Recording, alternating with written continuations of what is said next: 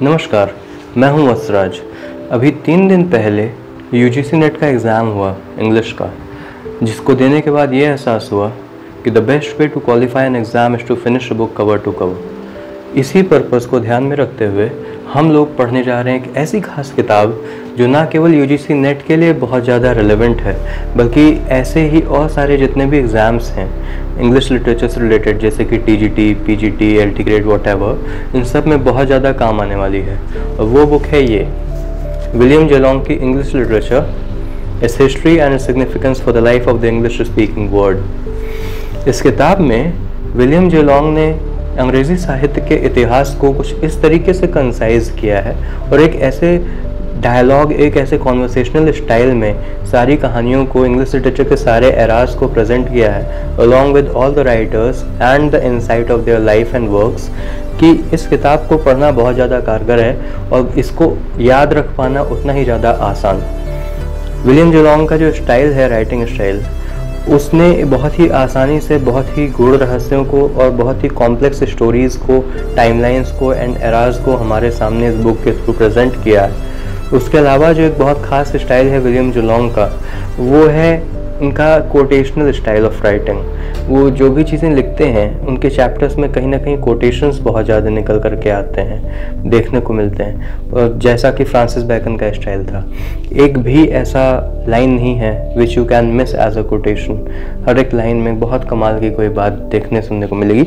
तो विलियम जेलोंग का ये राइटिंग स्टाइल, उससे पहले कि हम इस किताब को पढ़ें, अब आने वाले कुछ दिनों में आने वाले कई वीडियोज़ में, लगभग 12 वीडियोज़ में विलियम जेलोंग की पूरी एक सीरीज़ बनाई जाएगी इस पर्टिकुलर बुक के लिए, और उसमें हम लोग इस पूरी बुक के 12 चैप्टर्स को पढ़ेंगे।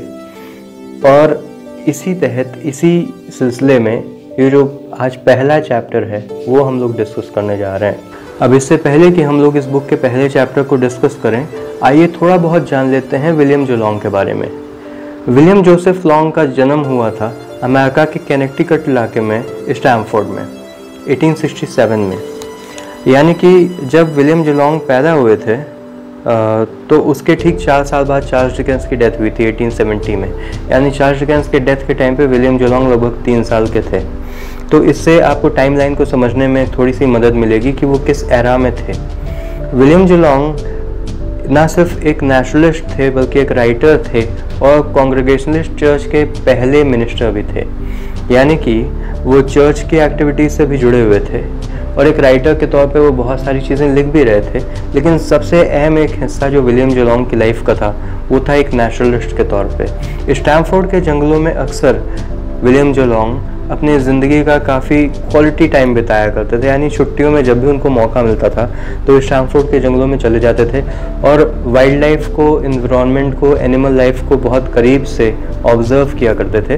और उनकी जो भी डिस्कवरीज होती थी जंगल के, उनके जो भी एडवेंचर्स हुआ करते थे, उनको वो अक्सर एक बुक के फॉर्म में पब्लिश कराया करते थे, लिखा करते थे। धीरे धीरे वो बुक्स इतनी ज़्यादा इंटरेस्टिंग लगी लोगों को और इतनी ज़्यादा रेलेवेंट लगी कि वो कहीं ना कहीं उस ज़माने में वहाँ पे बच्चों के करिकुलम में भी शामिल होने लग गई। लेकिन धीरे धीरे उन बुक्स को लेकर के काफ़ी सारे विवाद भी उठने लग गए। कई सारे लोगों ने कहा कि वो एक महज एग्जैजरेशन है बहुत सारे एस्पेक्ट्स का, बहुत सारे कॉन्सेप्ट्स का।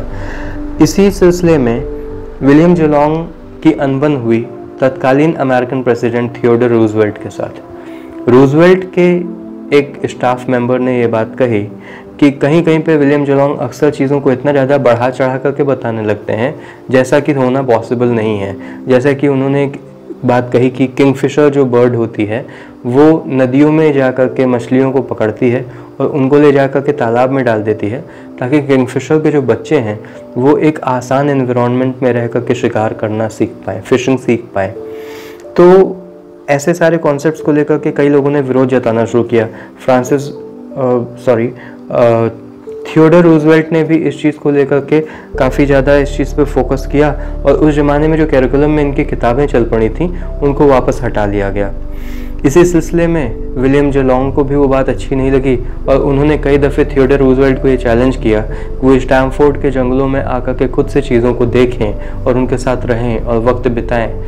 हालांकि इस चैलेंज को रूजवेल्ट ने कभी एक्सेप्ट नहीं किया। तो इस तरीके से एक टसल उस ज़माने में चल रहा था। लेकिन एक नेचुरलिस्ट के तौर पर विलियम जुलोंग ने बहुत अच्छा वक्त गुजारा जंगलों में, नेचर के करीब रह के, जानवरों के करीब रह करके।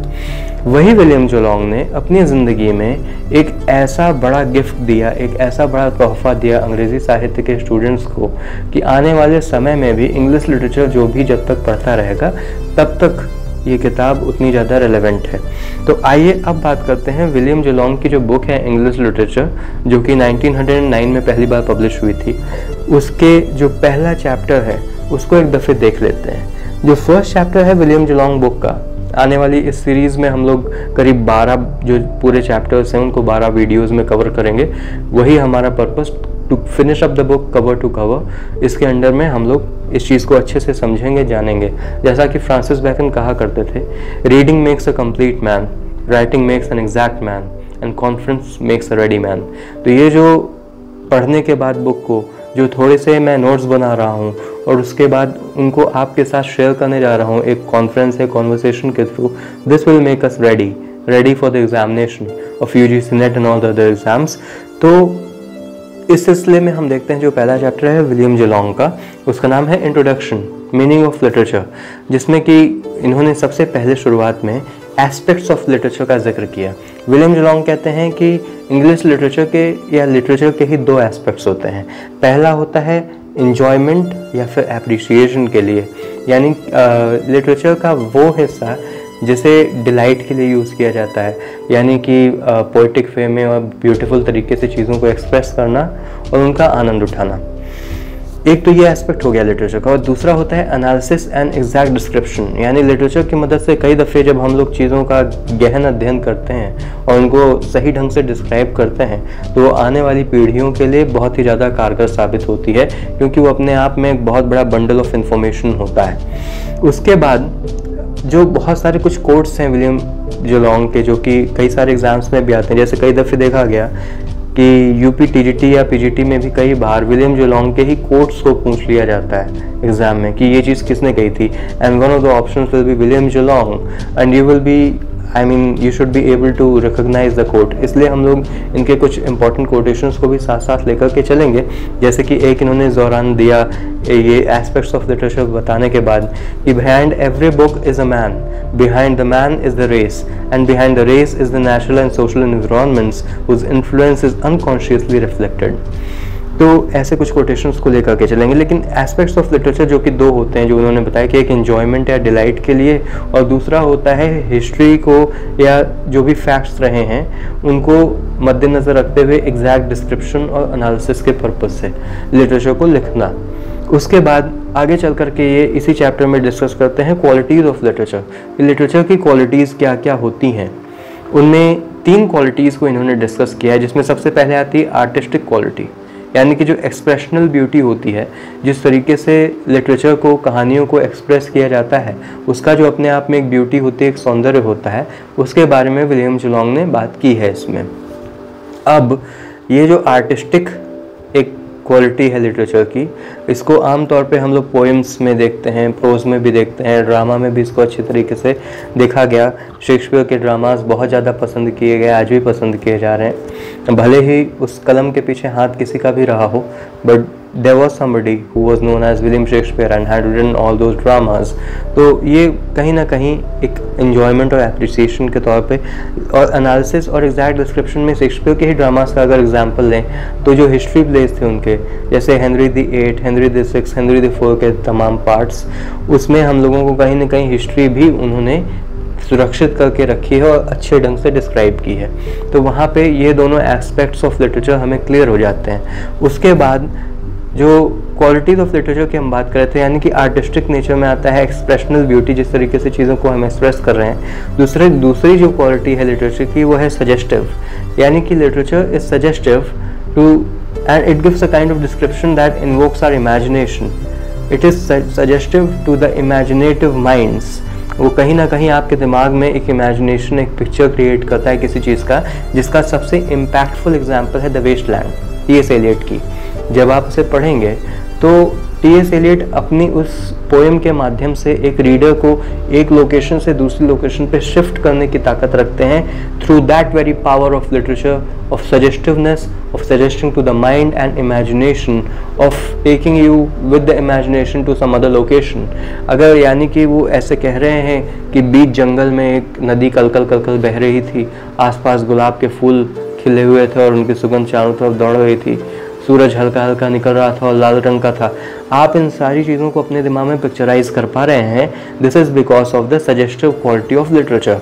उसके बाद जो तीसरी क्वालिटी ऑफ लिटरेचर विलियम जेलोंग ने डिस्कस की है वो है परमानेंट, यानी कि इसकी परमानेंस को हम देखते हैं। परमानेंस का मतलब क्या हुआ लिटरेचर का, यानी कि जिस लिटरेचर को वाइडली और लार्जली एक्सेप्ट किया जाता है दुनिया में, भले ही हम किसी भी सभ्यता को बिलोंग करते हो, किसी भी सिविलाइजेशन के हों, कि कोई भी भाषा हो हमारी, किसी भी कल्चर को हम बिलोंग करते हैं, लेकिन लिटरेचर के वो चीज़ें, वो वर्क्स जिनको वाइडली एंड लार्जली एक्सेप्ट कर लिया जाता है, उसको हम कहते हैं परमानेंट। जैसे कि अभी हमने शेक्सपियर के प्लेस की बात की, तो शेक्सपियर के ड्रामास को पूरी दुनिया में पढ़ा जाता है, भले वो यूके हो या यूरोप हो या यूएसए हो या इंडिया हो, कोई भी जगह हो, शेक्सपियर के प्लेस को वाइडली एंड लार्जली एक्सेप्ट किया गया है इस दुनिया में, और उनको अलग अलग तरीके से अलग अलग जॉनरा में देखा जाता है। उसके बाद एक और कोटेशन आता है विलियम जेलोंग का, जो कि बड़ा कमाल का है और बड़ा कारगर और बड़ा यूजफुल है।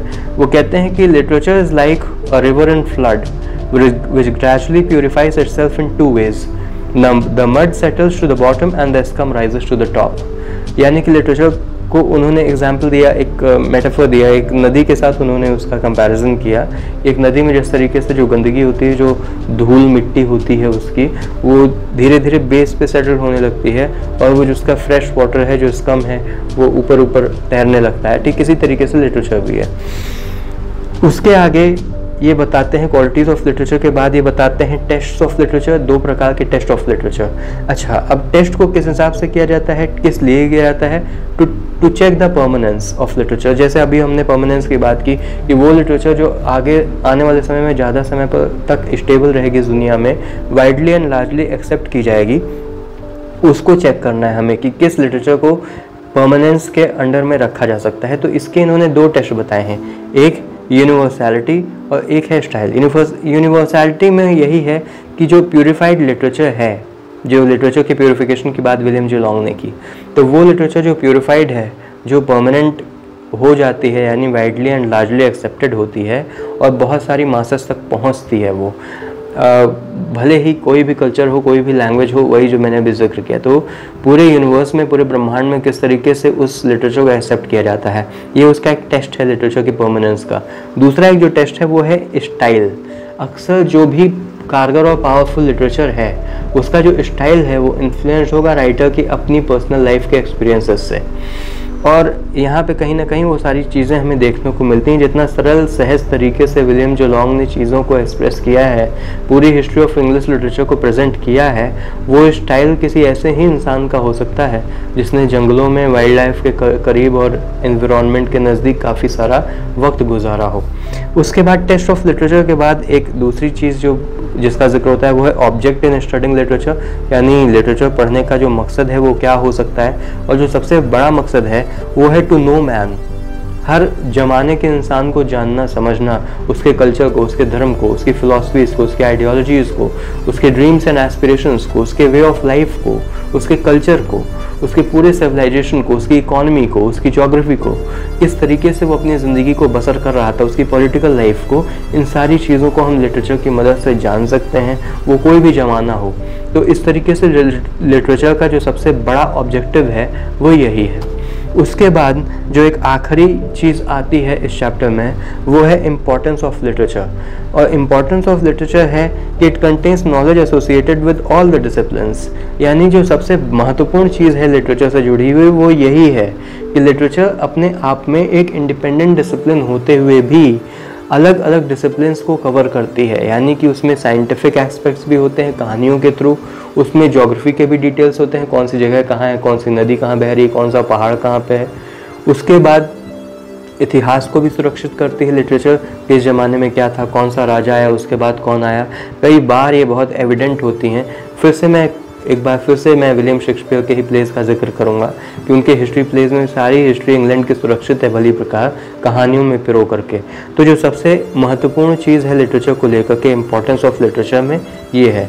तो इस तरीके से विलियम जुलोंग ने इस पहले पूरे इंट्रोडक्शन वाले चैप्टर में इन कुछ मुख्य चीज़ों का जिक्र किया, जिसमें है एस्पेक्ट्स ऑफ लिटरेचर जो कि 2 है, हमने आपको बताया, एंजॉयमेंट एंड एनालिसिस।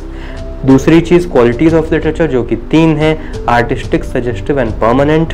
तीसरी चीज़ है टेस्ट ऑफ लिटरेचर जो कि 2 बेसिस पे होते हैं, universality and style.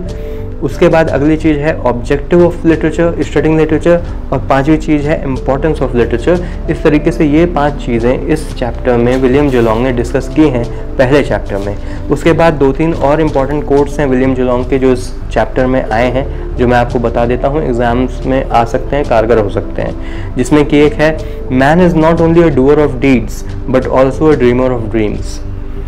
Then the foundation of all our sciences and discoveries is the immortal dream that men shall be as gods, knowing good and evil. Then literature is the expression of life in words of truth and beauty. These things have been said by William Julong. तो ये बहुत ही कमाल का पहला chapter हमारा cover हो गया।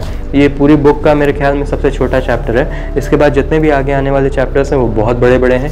पूरी बुक को कवर टू कवर हम लोग ख़त्म करेंगे, from the front cover to the back cover.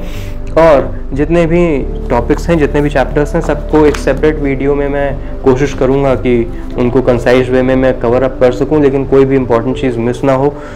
तो ये सीरीज़ आज से विलियम जुलोंग की शुरू हो गई है। प्लीज़ जुड़ते जाइए और पढ़ते जाइए, और जो भी चीज़ और एक्स्ट्रा जानना चाहते हैं, कोई सवालात हो तो प्लीज़ कमेंट सेक्शन में लिख करके पूछिए।